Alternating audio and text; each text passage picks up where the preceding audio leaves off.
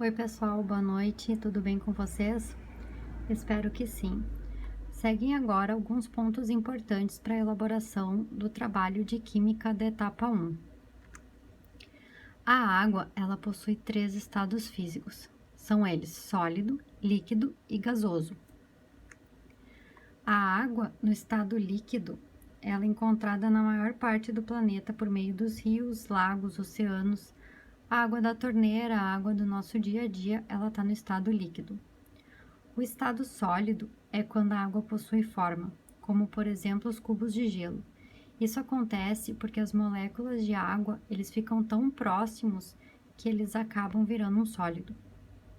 O estado gasoso é quando as partículas de água encontram-se afastadas uma das outras. Um exemplo, o vapor da água.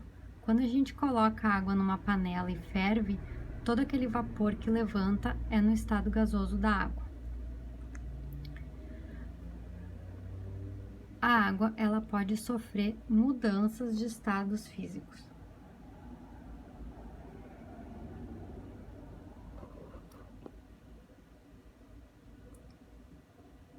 Por exemplo, a água aqui, tá?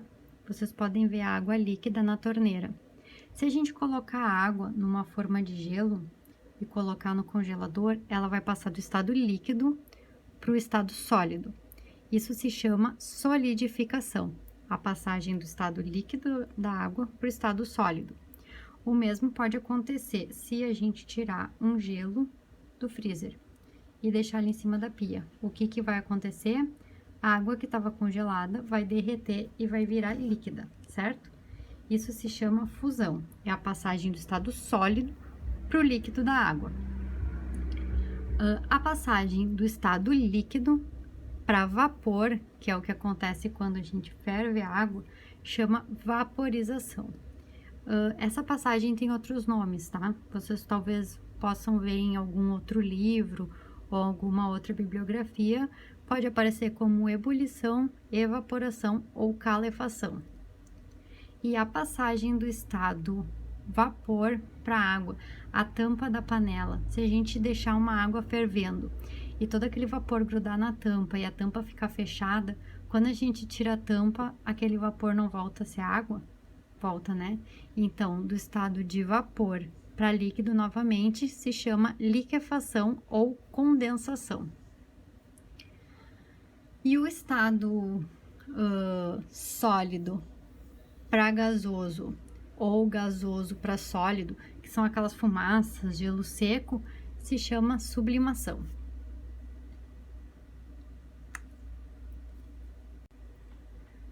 Pessoal, na página 132, tá? Começa a parte da estrutura atômica. O que é um átomo?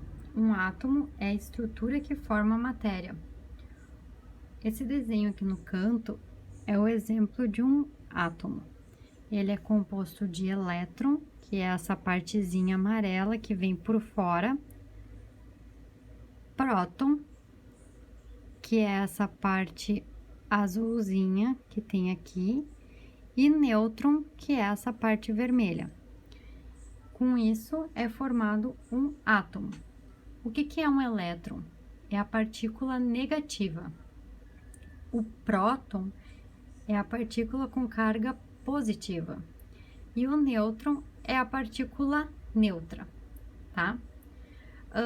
Cada um deles é representado por uma letra. Por exemplo, o elétron é pelo E, o próton pelo P e o nêutron pelo N. Esses átomos, eles têm números na tabela periódica, tá? Sempre vai ser dado o átomo para vocês com algum número, ou um número atômico, ou um número de massa, ou um número de nêutrons. O número atômico, ele é representado pela letra Z, o número de massa pela letra A e o número de nêutrons pela letra N. O que eu preciso saber, tá? Que o número de massa, que é essa letra A aqui, é igual ao número atômico mais o número de nêutrons. Por exemplo, tá? Se eu tenho um átomo X com as seguintes informações: número atômico, que é representado pela letra Z, 14, e número de nêutrons, 8, como que eu vou descobrir o número de massa? Eu vou vir aqui, lembrando que sempre vou usar essa equaçãozinha aqui, o A igual ao Z mais o N, e vou substituir aqui. O A é o número de massa, é o que eu quero descobrir. Então, eu vou ter o número atômico lá em cima, vou botar aqui no Z, e o número de nêutrons, que é 8.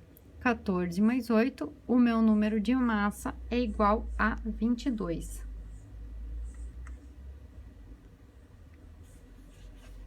Densidade dos materiais. A densidade dos materiais... Desculpa, pessoal.